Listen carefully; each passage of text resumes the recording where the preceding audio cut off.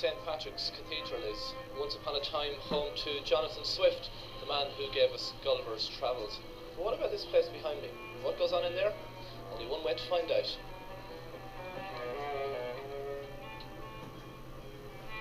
It is in fact a library, though as you might imagine at this stage, no ordinary one. This is Marsh's library, home to one of the most amazing collections of 17th and 18th century books you're likely to find anywhere in Dublin.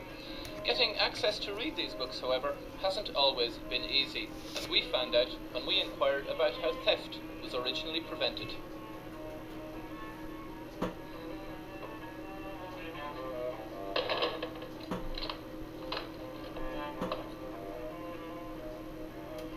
In its early days, if you wanted to read a book here in Marsh's library, there's every chance that this is what would have happened. A crude form of security, perhaps, with a host of extremely valuable books lying around. No one was taking any chances.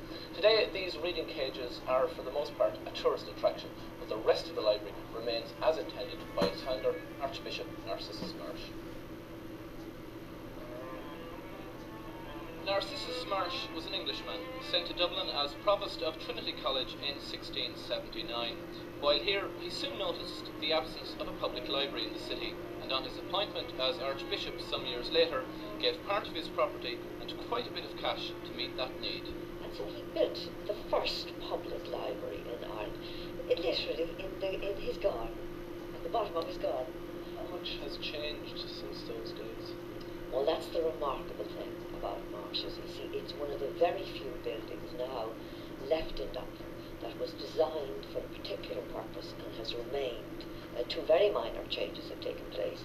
The outside has been changed slightly, but the inside remains exactly the same. So when you come into Marsh's, you see the books and almost everything else as it was in 1703.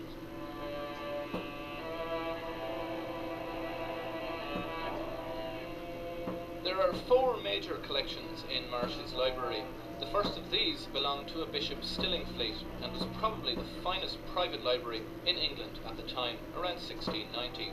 The second has the books of Marsh's first librarian, Dr. Elias Weho, and relate mostly to 17th century French intellectual life. Then there's Archbishop Marsh's own extensive collection, and finally that of Bishop Stern of Clogher. Now that sounds very ecclesiastical, but because they were collected more or less at the same time by people with the same interest, then the four collections make a homogeneous collection. And then you see they were really superb scholars, really part of Marsh's is really a continental library. It's not a local library, although it has a very good Irish collection in it. Very, very important books. But these were scholars of the 17th century, at the period of the history of ideas, when all the new medical ideas, all the new ideas in travel, all the scientific discoveries, the histories of countries were being written, maps were being made. And so they collected, because they were such good scholars, because they were rich, and because they were extremely well informed, then they collected on almost every subject and in every language that you can think of. Marsh's has a special exhibition running as part of the City of Culture celebration. Entitled And Then There Were 12, it features books from each of the European Community member countries, of which we looked at just a sample.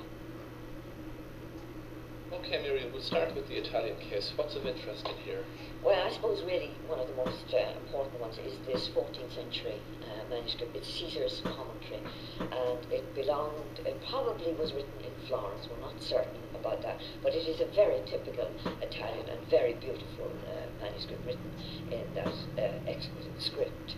And then we go on to Galileo, of course, well known for his scientific theories, and then, of course, imprisoned unfortunately, by the Inquisition. But that's a very rare edition of Galileo's works.